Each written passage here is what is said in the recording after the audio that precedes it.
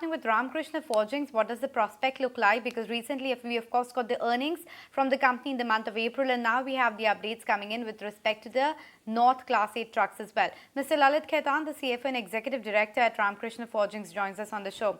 Hi, good afternoon. Thank you so much for making time and speaking with us. Lalit, I wanted to begin by talking about the your outlook on exports. The North America Class 8 trucks saw a bit of a moderation in the month gone by.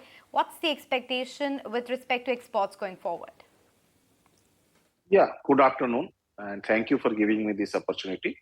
Yeah, but North America Class 8 truck order inflow is not the true reflection of the overall demand level in the market. And there are truck on the class 5, 6, 7, and we see quite a robust demand. And we are looking to grow at least 15 to 20% in the export market this year also. Mr. Khetan, talk to us about how have you been changing your product mix and also your geography mix.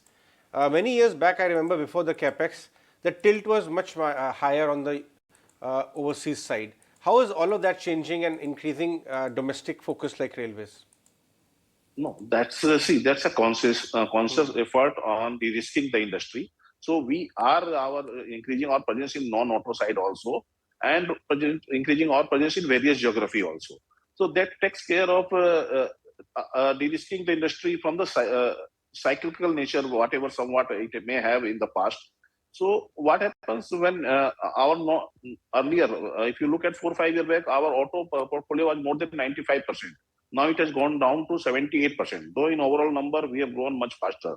So similarly in terms of geography, we have added Europe in a big way. We are adding South America. Now we are present in even a lot of part of Asia and even Australia. We are looking at Japan also. So we are trying to de-risk ourselves in terms of geography also, and that is helping us in increasing our volume also, and even we are able to outperform the market or the growth of the industry also. So in all the parameter, it is helping, and it is helping in overall vision of the company to reach a certain level. Since you're talking about diversification, trying to navigate through the cyclicality, wanted your take of how you're looking at tapping the EV opportunity now. No, certainly we are also looking at an EV. If you have heard that we have also invested in one EV startup company in the month of December, and that will be our RKF's EV arm, that is Suyo. And that company, we are looking big on the EV through that company. Apart from that, we are also developing product from our existing basket for our OEMs, where they are launching the EV models. So that portfolio is also growing, and we are looking to at least have 5 to 6% presence in our overall volume from the EV in next 1 to 2 years. Okay, so 24 months far out, how's your margin outlook looking purely because of this changing in product mix, changing in geography mix, and adding new segments? Do you think it's got an upward bias?